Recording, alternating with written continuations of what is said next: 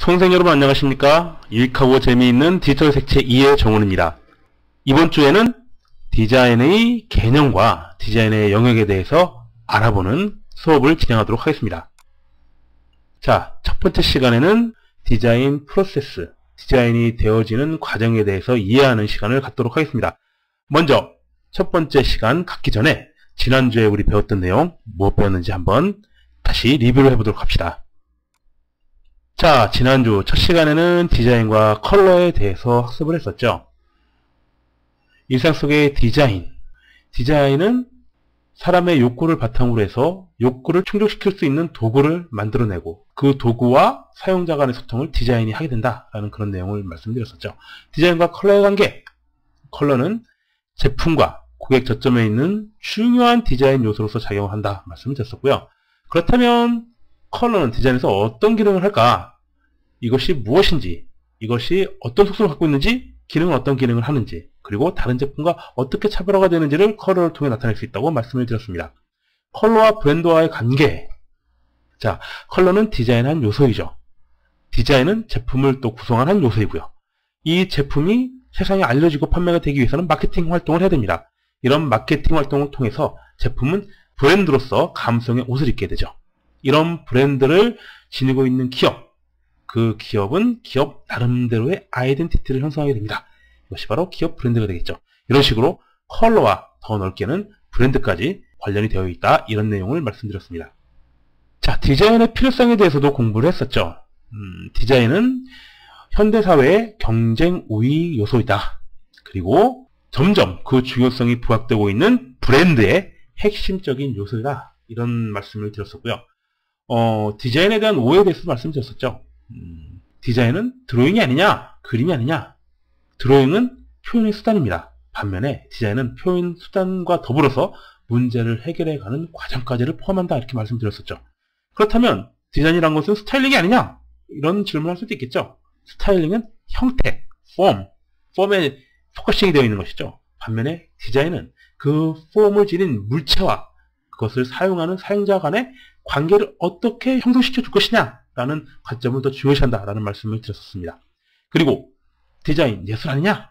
물론 디자인에는 미적인 요소, 예술적인 요소가 필요합니다. 그러나 예술이 어떤 미적인 각 개인의 정신을 고양시키는 것이다 라고 한다면 디자인이라는 것은 사용자가 표현 가치를 충분히 활용할 수 있도록 기능을 강화시키면서 그 기능을 또한 미적으로 아름답게 만들어주는 그런 역할을 하게 되죠. 그렇기 때문에 어떠한 미의 표현에 집착하는 예술가는 다른 측면이 있다. 여러 사람의 효용 가치를 고려해야 되는 그런 측면에서 예술과 다르다는 점을 말씀드렸습니다. 그리고 디자인의 핵심적인 의미에 대해서 살펴봤습니다. 디자인의 개념, 어떠한 목적을 가지고 의도적으로 그 목적을 달성하기 위해 계획하는 그런 것들이 디자인의 핵심적인 개념이라고 말씀을 드렸었죠. 디자인은 인간과 환경, 사물과의 관계를 아름답고 목적에 적합하게 형성하도록 하는 것에 그 목적이 있다라고 말씀을 드렸습니다. 자, 지난 시간에 배웠던 내용들과 계속적으로 연결을 가지고 디자인의 정의에 대해 한번 살펴보도록 하겠습니다. 디자인에 대해 알려면 디자인이 어떤 어원으로부터 출발했는지 한번 생각해 볼 필요가 있겠는데요. 많은 분들이 아시다시피 데시그나레 라는 그런 라틴어로부터 유래가 되었다고 합니다. 데시그나레는 to make out 이라는 그러한 의미를 지니고 있다는데요. to make out, 이게 뭡니까? 작성하다, 서술하다, 이런 의미를 지니고 있다고 합니다. 한마디로 말하면 계획하는 것, 그런 의미를 가지고 있다고 볼 수가 있겠죠. 이 데시그나레라는 그런 어원은 경계를 긋거나 구역을 나누어 표시한다, 이런 의미를 내포하고 있다고 합니다. 그런 의미에서 봤을 때 데시그나레, 뭔가를 계획하고 뭔가를 이뤄내기 위해서 그 과정을 작성하는 그러한 의미가 디자인의 어원인 데시그나레에 포함되어 있다라고 짐작할 수가 있겠죠. 자, 디자인의 유래, 그렇습니다. 작성하다, 계획한다는 의미, 이런 것이 내포되어 있다라는 것을 살펴봤고요. 그렇다면은 현대에서 말하는 디자인이라는 그 영어 단어의 사전적 의미는 무엇일까 한번 살펴봤습니다. 첫 번째 의미, 뭔가요? 무언가의 폼, 형태를 만들어내는 행동이다. 이렇게 정의를 하고 있습니다. 만들어내는 것, 그런 명사적 정의를 가지고 있고요. 어떠한 계획을 정렬시키는 것, 어떠한 계획을 준비시키는 그런 것을 이제 또 디자인이다라고 이제 얘기를 하고 있고요. 과정이라는 의미가 담겨져 있겠죠. 계획, 과정. 그리고 무언가에 대한 어떤 가이드, 의도된 가이드다. 이런 의미를 또 지니고 있기도 합니다. 자, 이렇게 디자인은 사전적 의미로서 무언가 계획하는 것, 어떠한 물체의 폼을 형성해내는 행동, 그리고 어떠한 물체에 대해서, 어떠한 일에 대해서 계획해 나가는 그런 과정, 의도된 과정, 이러한 모든 것을 포괄적인 의미까지 다 사전적으로 정의를 할 수가 있겠죠. 이렇게 디자인의 유래에서부터 사전적 의미까지 살펴보았는데요. 그렇다면은 디자인 분야의 구루라 하면 어떤 선구자, 선도자, 정신적인 지도자를 이제 구루라고 표현을 하죠. 이런 디자인계의 거목들인 디자이너 선생님들께서는 어떻게 디자인을 정의하고 있는지 한번 살펴보도록 합시다. 먼저 클레멘트 목이라고 하는 선생님께서는 디자인이라는 것은 로켓 사이언스가 아니다. 사회적인 과학이다. 라고 이렇게 정의를 내리셨습니다. 로켓 사이언스, 어떤 분야인가요? 안에 무엇이 들어있는지 알 수 없는 최첨단 분야죠. 그리고 이 로켓 사이언스를 하시는 분들은 일반 사람들과는 굉장히 거리가 먼 동떨어진 첨단을 걷고 계신 과학의 선구자들이다. 이렇게 생각이 되어집니다. 그렇다면 소셜 사이언스란 무엇일까요? 소셜 사이언스라는 것은 사람들의 필요를 이해하는 것, 그리고 사람들의 예술, 문학, 역사, 음악, 그리고 일, 철학, 커뮤니티, 어떤 사회 집단이라고 할 수 있겠죠. 그 집단적인 요소, 테크놀로지, 기술과 사이콜로지, 심리적인 그러한 유니크한 관계를, 특별한 그런 관계를 이해하는 과학이다. 이렇게 말씀을 하시고 계시고요. 마지막으로는 이러한 다양한 분야와의 균형을 구조화시키고 창조해내는 것이 디자인 행위다라고 정의를 내리고 계십니다. 디자인이라는 것이 어떤 최첨단 과학이라든가 사람이 알 수 없는 그 무엇인가가 아니라 사람의 욕구, 그리고 사람을 둘러싼 다양한 분야와의 관계를 맺게 해주는 그러한 요소다라고 이제 설명을 하고 계시는 것이죠. 폴 랜드라고 하시는 분은 어떻게 말씀을 하셨냐면 Everything is design. Everything. 이렇게 말씀하셨습니다. 모든 것이 디자인입니다. 모든 것. 사람이 어떤 목적을 가지고 의도된 행위를 하는 것, 특정한 결과물 도출을 위해서 의도적인 행위를 하는 것, 그리고 그 결과물까지, 과정과 결과물까지 모두 디자인이라고 봤을 때 사람이 하는 모든 행동들이 바로 디자인 행위가 될 수가 있는 것이죠. 그런 의미에서 본다면 Everything's design 이라는 것도 역시 make sense, 의미가 있는 그런 말이라고 볼 수가 있을 것 같습니다. Design is the creative principle of all art 라는 말씀도 하셨는데요. 모든 예술의 창조적인 규칙이다. 이렇게 말씀을 하고 계십니다. 예술이라는 것은 어떻게 보면 사실은 규칙이 없는 것입니다. 이 규칙이라고 하는 것은 사람과 사람 사이의 약속, 지켜야 될 규범이라고도 볼 수가 있겠죠. 그렇기 때문에 어떠한 사람이 자신의 예술적인 감각을 마구 발산하는 그 예술 자체라기보다는 그러한 예술들을 보다 질서 있게 정렬을 해서 사람들이 이해하고 또 서로 교감하면서 그 대상물의 기능을 활용할 수 있도록 하는 것이기 때문에 예술의 창조적인 규범이다 라고 이제 말하는 것도 가능하다고 생각을 합니다. 라프 카플란이란 분은 make things right, 어떤 사물을 제대로 만드는 것이다 이렇게 말씀을 하셨죠. 그리고 찰스 이임스, 이분은 찰스 이임스 의자, 찰스 이임스 체어로 유명하신 분이시죠. 디자인은 무엇이냐? 디자인은 계획입니다. 어떤 계획이냐 하면 특정한 목적에 최적합화할 수 있도록 요소들을 조합하는 계획이다. 이렇게 말씀을 하고 계시죠. 디자인이라는 것은 특정한 목적에 최적합화할 수 있도록 요소들을 조합시키는 그런 계획이다. 이렇게 말씀을 하고 계십니다. 인간을 위한 디자인으로 유명하신 정말 디자인계의 정신적인 구루라고 할 수 있는 빅터 파파넥 선생님께서는 뭐라고 말씀하시냐면은 디자인은 의식적인 노력이다. conscious. 이게 지각을 하고 있다. 의식을 하고 있다. 이런 의미를 가지고 있죠. 그러니까 지각된 노력입니다. 의식적인 노력인데 뭐냐 하면은 meaningful order.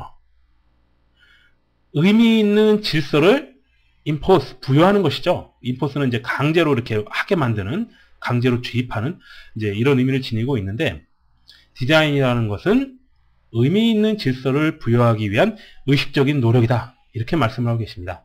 굉장히 유명한 말입니다. meaningful order. 의미 있는 질서를 부여하는 의식적인 노력.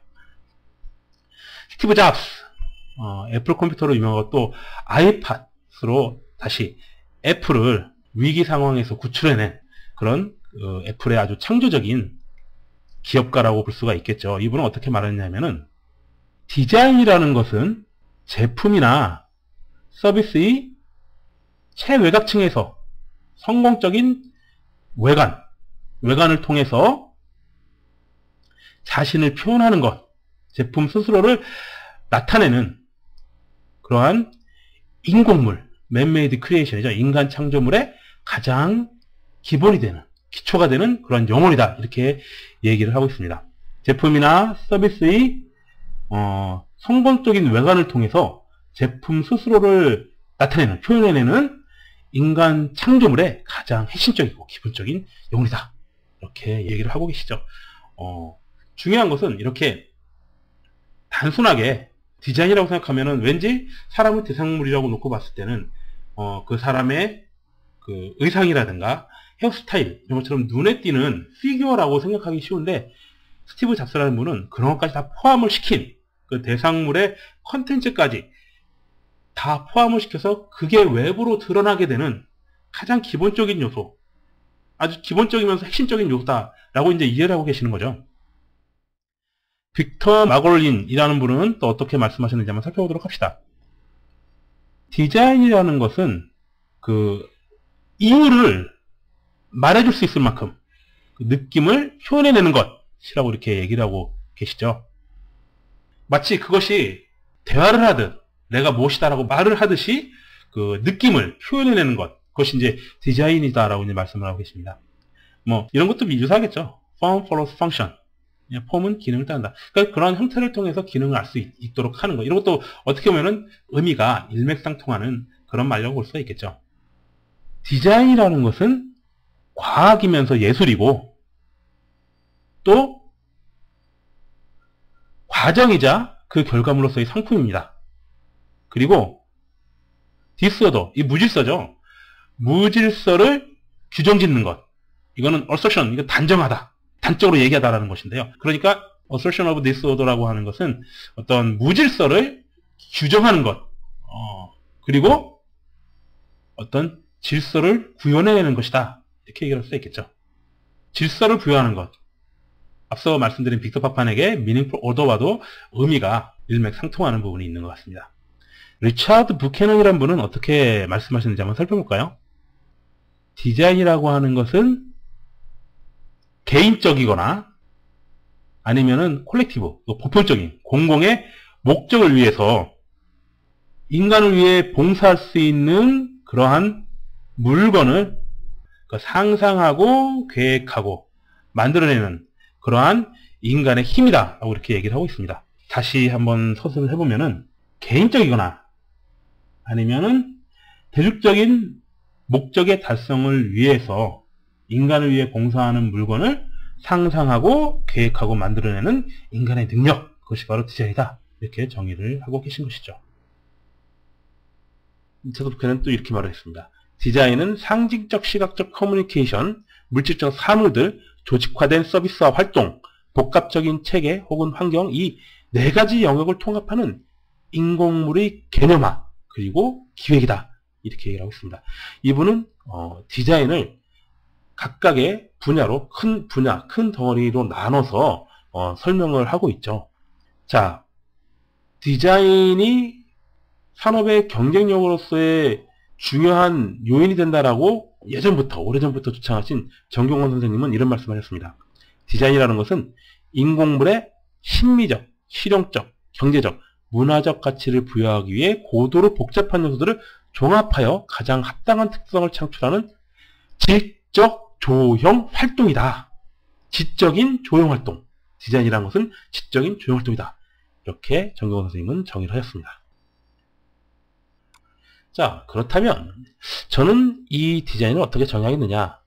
좀 전에도 말씀드렸다시피 인간이 목적하는 바를 달성하기 위하여 의도적으로 하는 모든 행위의 과정과 그 결과물이 바로 디자인이다 라고 저는 여러분께 말씀을 드리겠습니다. 디자인, 목적하는 바를 달성하기 위해 하는 모든 의도적인 행위, 그 행위의 과정과 결과물, 이런 포괄적인 것이 디자인이다. 그리고 브랜드 얘기를 지난주부터 얘기를 했는데요. 브랜드 자산으로서의 디자인의 정의를 또 할 필요가 있겠죠. 차후에 브랜드에 대해서 공부하시게 될 텐데, 그 공부하실 때 2주차 첫 번째 시간에 브랜드 자산으로서의 디자인 정의를 정원 선생님이 이렇게 했다라는 것을 여러분께서 어렴풋이라도 기억을 해주셨으면 합니다.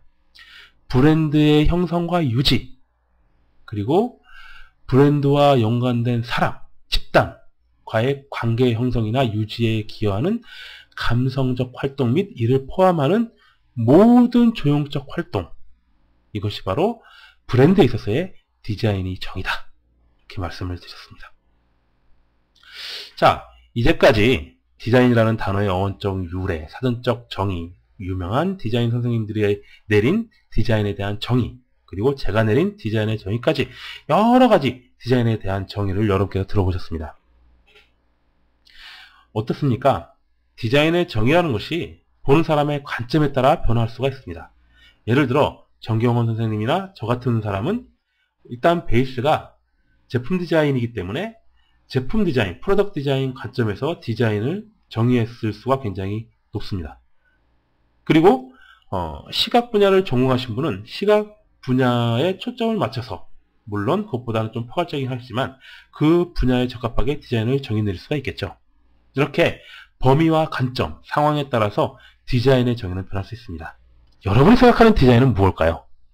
여러분 각자 자신만의 디자인 정의를 한번 만들어 보시기 바랍니다. 물론 이거는 숙제가 아닙니다. 한번 여러분이 생각해 보시고 내가 생각하기엔 디자인은 이런 것 같아. 한번 생각을 해보시고 정의를 내려보시고 누군가 본인에게, 수강생 여러분에게 야, 도대체 디자인이 뭐야? 라고 말한다면 여러분 나름대로 여러분의 생각, 그리고 여러분이 지금까지 배웠던 내용들을 잘 조합을 시켜서 사람들이 그 디자인에 대한 정의를 물어본, 질문한 사람들이 감동할 수 있을 만한 그런 아름다운 디자인의 정의를 만들어 보시기 바랍니다. 자, 이제는 디자인 프로세스에 대해서 학습을 하겠는데요. 디자인 프로세스 각 분야마다 조금씩 다 틀리고, 세분하자면은 디자인을 하는 아주 각각의 분야마다 독특한 차별적인 요인들이 있기 때문에 각각 다 다른 프로세스를 가지고 있다라고 말씀을 드릴 수도 있습니다. 여기서 저희가 이 시간에 개괄적으로 배우는 디자인 프로세스는 그런 모든 디자인 분야에 다 총체적으로 얼버무려서 적용할 수 있는 보다 포괄적인 내용의 디자인 정의와 관련된 디자인 프로세스다라고 이제 생각을 해주시면 되고요. 흔히 이제 디자인 프로세스를 프로블럼 솔빙 프로세스, 문제를 해결해가는 과정이다 이렇게 얘기들을 하거든요.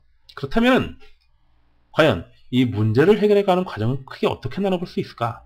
일단 첫 번째로는 팩트 파인딩입니다. 이 문제가 되는 진짜 문제점이 무엇인가를 살펴보는 것이죠. 그래서 일단 무엇이 문제점인지 규명을 하고 여러 가지 조사를 해서 아이디어를 찾아낼 수 있는 준비를 하게 되겠죠. 자, 무엇이 문제인지, 무엇이 사실인지 규명을 했습니다. 그 다음에 어떻게 해야 될까요? 이 문제점을 해결할 수 있는 좋은 아이디어가 무엇이 있을까? 대안들을 여러 개 찾아내게 되겠죠. 그래서 이걸 또 세분한다 그러면은 아이디어를 찾아내는 아이디어를 발전시키는 그런 과정이 아이디어 파인딩, 아이디어를 찾기, 아이디어를 찾는 과정 속에 포함될 수가 있겠습니다. 자, 아이디어가 여러 개 나왔습니다. 그 다음에는 그 중에 가장 적합한 아이디어를 찾아내고 발전시켜서 문제를 해결하는데 적용을 시켜야 되겠죠. 그것이 바로 이제 마지막 단계인 Solution Finding, 해결책 찾기 단계가 되겠습니다. 이 단계도 아이디어를 이밸루에이션, 평가를 하고, 그리고 평가된 아이디어 중에 선택을 해서 처한 문제점을 해결할 수 있도록 적용시키는 그런 과정으로 또 나눠볼 수가 있겠죠. 총체적으로 봤을 때는 이런 식으로 디자인이라는 것은 어떤 문제를 발견을 하고 문제에 대한 대안을 찾아보고 그 대안을 선택해서 문제를 해결하는 그러한 큰 세 가지 단계로 나눠볼 수가 있습니다.